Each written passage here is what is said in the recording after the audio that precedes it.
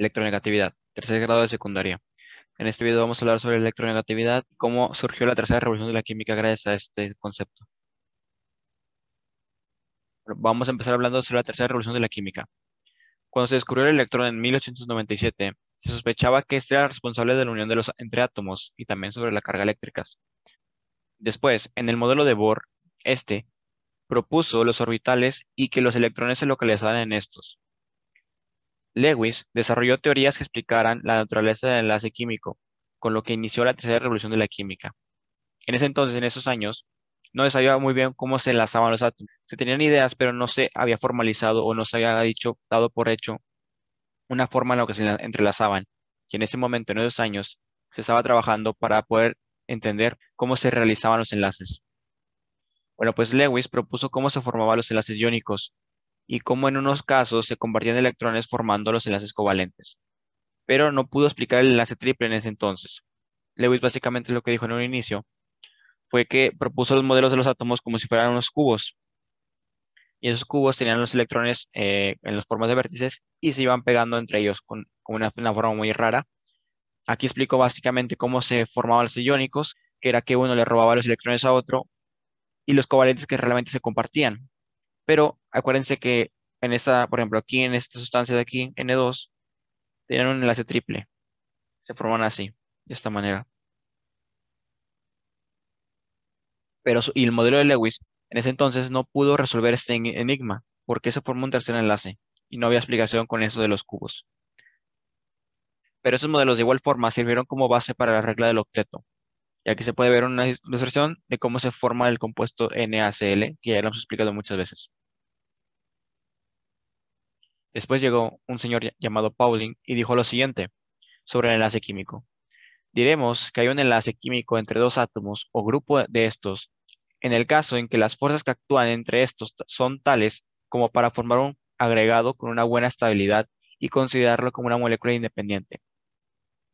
Es decir, él básicamente lo que dijo fue que los enlaces químicos se hacían cuando las fuerzas que lo sostenían eran tales que se podían separar y generar estabilidad, es decir, no se empezaban a romper por sí solos y se quedaban fijos mucho tiempo.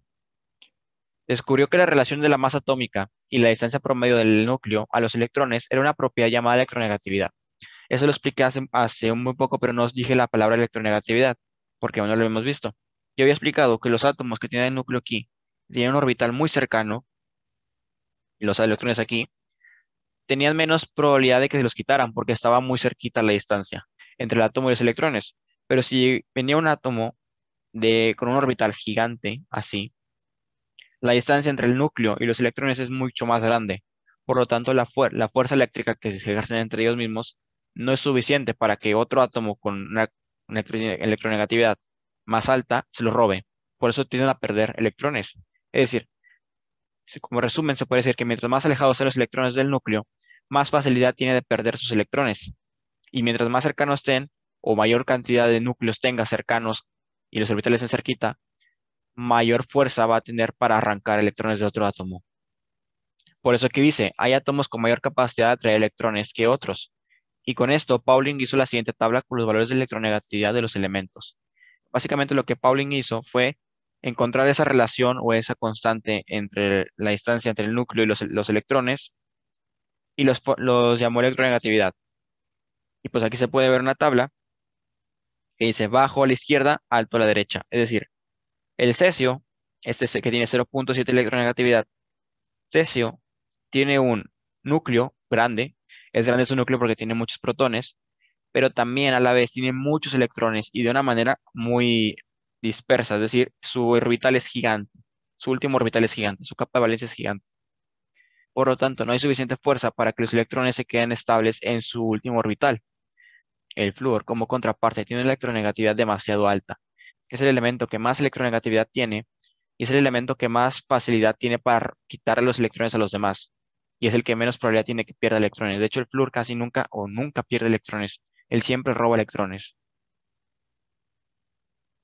Y aquí les muestro la tabla más en grande y pues pueden ver sus valores. Y aquí cabe destacar algo interesante.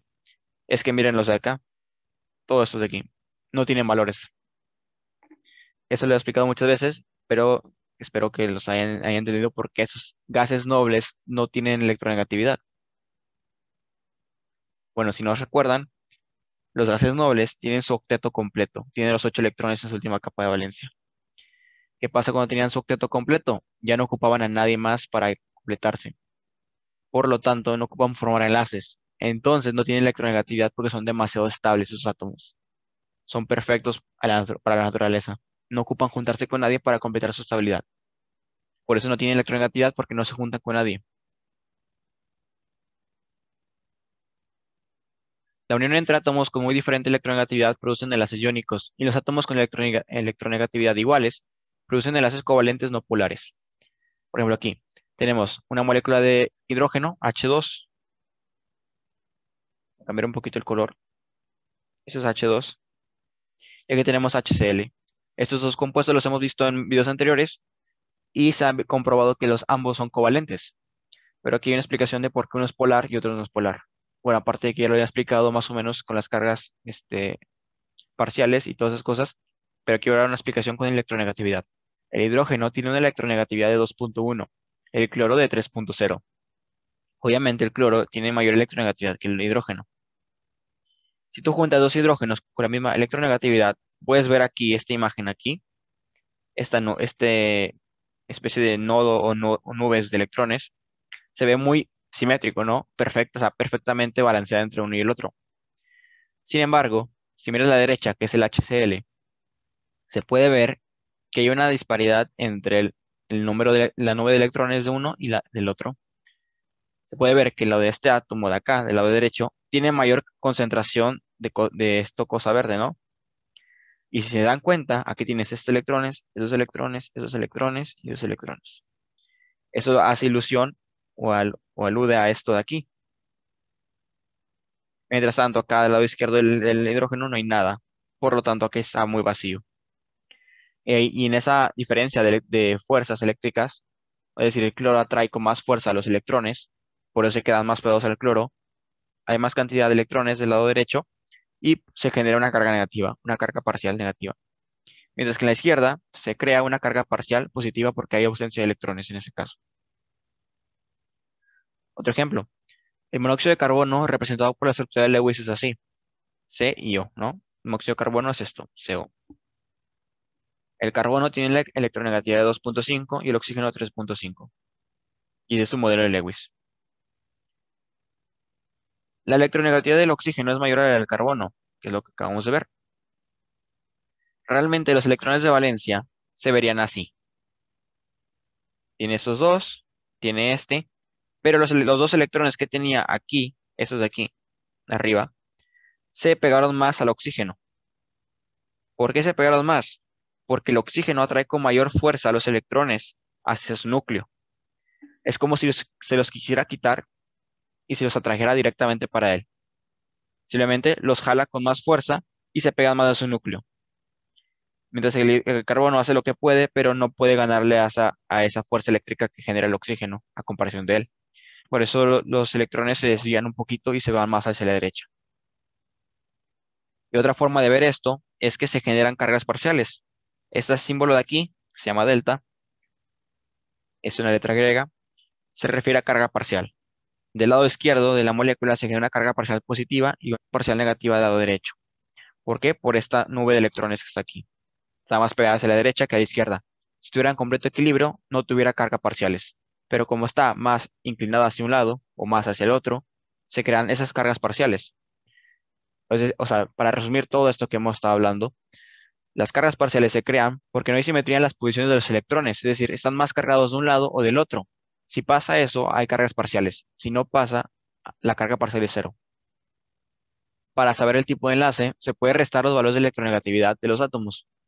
Si el resultado es cero, es decir, la electronegatividad de un átomo y del otro es cero, al restarlas, es covalente no polar, es decir, no hay cargas parciales. Un ejemplo de esto es esto de acá. El H2 es un no polar. Y pueden ver la nube de electrones está completamente simétrica. Es decir, no se decanta de ningún lado derecho ni del lado izquierdo. Por lo tanto, es no polar. Si el resultado es menor a 1.7, es covalente polar. Aquí la resta de 2.5 y 3.5 es 1.0. 1.0 es menor a 1.7, ¿verdad? Por lo tanto, es covalente polar. Si fuera la resta fuera cero, ahí sí sería covalente no polar. Pero si al restar de dos electronegatividades es mayor a 1.7, entonces es iónico. Aquí puedes ver una tabla y te explica más o menos lo que acabo de decir, pero ya con números. Por ejemplo, aquí esto de aquí, que es el CO2 y esta molécula de aquí. Unidad de medida, el mol. Los químicos suelen usar cantidades muy pequeñas o muy grandes de las sustancias. Una cantidad importante para la química son las masas de las partículas subatómicas, el protón, neutrón y electrón. Y eso lo vimos en otros videos anteriores, pero lo vuelvo a poner aquí. Antes de entrar a lo que es mol y la masa molar y esas cosas que voy a explicar en un instante, vamos a hablar un poquito sobre notación científica. Si es que no tienen calculadora científica o si es que se los piden hacer a mano, hay ciertas formas o bueno, hay unas reglas de hacer los productos de potencias. Es muy común en química ver de que, por ejemplo, 6 punto algo por 10 a la menos 23, por ejemplo. Y hacer un cálculo con esto es como si estuviera 0.00000. 23 ceros y luego 6 ceros. O sea, hay más ceros entre 0 y 6. Y obviamente no te vas a poner a hacer eso a mano con la multiplicación tradicional que sabes hacer a mano. Por lo tanto, existen esas reglas de notación científica, que es si tienes un número, por ejemplo, así, y otro así, pues los puedes multiplicar siguiendo unas reglas. Aquí un ejemplo, el producto. ¿Cómo se hace el producto de dos notaciones científicas? Pues bueno, tienes 2 por 10 a la 3 por 3 por 10 a la 4. Este de aquí y este de aquí. Pues básicamente es tomar estos valores aquí, que no tienen la potencia, y multiplicarlos juntos. 3 por 2. Después vas a poner el por y vas a poner el 10. La base, este 10, lo vas a poner afuera. Y vas a sumar los exponentes. 3 más 4. Para que te dé como resultado 2 por 3 me da un 6. Por 10 elevado a la suma de las potencias. 3 más 4, 7. Por 10 a la 7. Y ese es mi resultado. Y si lo haces en la calculadora, te va a dar lo mismo. Igual para las divisiones, es exactamente idéntico. Aquí hay un error, es por. Y pues básicamente tú tienes una notación científica arriba y una abajo en el divisor. Vas a tomar los números que no tienen la potencia, estos dos de aquí, n1 y n2, lo vas a acomodar aquí. Lo multiplicas por la potencia de 10, digo, por 10, o sea, la base, elevado a la potencia de el de arriba, el exponente de arriba menos el exponente de abajo. Un ejemplo, 2 por 10 a la 3 partido por 4 por 10 a la 2. Vas a poner estos dos de aquí separados, 2 entre 4, pones el por, la base, que es 10, está de aquí, y vas a restar el exponente de arriba, que es 3, menos el exponente de abajo, 2. 3 menos 2 es 1. 2 entre 4 es un medio. Un medio por 10 a la 1. 10 a la 1 es 10. 10 por un medio son 5. Y es tu resultado. Y así se van a hacer las divisiones y los productos. Normalmente ya no se los suelen pedir así, hacerlos a mano, pero si se los llegan a pedir, pues ahí están las reglas, ¿no? Ok, ahora sí hablamos sobre química. Número de Avogadro. Esa cantidad es de 6.02 por 10 a la 23. N igual a 6.02 por 10 a la 23. Es un número, guárdenlo. Lo van a usar mucho. Es una constante, ¿ok? Guárdelo como si fuera, por ejemplo, el valor de la gravedad. Así. Básicamente es algo similar. Corresponde al número de partículas que contiene un volumen de 24.4 litros de cualquier gas a 0 grados centígrados. Eso se hizo un experimento y se obtuvo esa cantidad. Ahora vamos a hablar sobre la masa atómica relativa y la masa molecular relativa. La masa atómica relativa es el número que indica cuántas veces se repite la masa del átomo más pequeño para completar la masa del otro. Si tienes un átomo de oxígeno que tiene masa 16, tienes un H de 1. Pues la masa relativa es cuántas veces cabe el hidrógeno, el más pequeño, en el oxígeno. Pues cabe 16 veces. Se ocupan 16 hidrógenos para completar la masa del oxígeno. Masa molecular relativa. Número que indica cuántas veces la masa de una molécula de una sustancia es mayor que la unidad de masa molecular. De igual manera, cuántas veces cabe la masa de la molécula más pequeña sobre una aún más grande. algo así. Ahora sí, vamos a entrar sobre lo que es el mol. Esa cantidad es exactamente el mismo número de Avogadro que acabamos de ver, 6,02 por 10 a la 23. Se define como la cantidad de sustancia que contienen tantas partículas como átomos hay en 12 gramos de carbono 12. Ahorita vamos a entrar más en detalle qué es un mol y por qué se utiliza. Por el momento vamos a hablar sobre masa molecular y masa molar. La masa molar es la masa de un mol de partículas de una sustancia. Estas cantidades están en la tabla periódica, que suele usar la medida de gramos sobre mol. Esta magnitud quiere decir que para tener un mol de átomos de carbono se necesitan 12 gramos, por ejemplo. ¿Cuál es el peso atómico del carbono? Tiene 12 UMAS. Esto es lo mismo que decir que tienes 12 gramos sobre mol. Esa es la masa molar. La masa molar es prácticamente lo mismo que esta cosa de aquí, que habíamos visto en la tabla periódica. Para calcular la masa molar de varios elementos en combinación, de las moléculas, se requiere sumar sus masas atómicas de cada uno. A la masa que se obtiene de esa suma se le llama masa molecular. Es básicamente lo mismo que masa molar, pero posiblemente aplicado a las moléculas.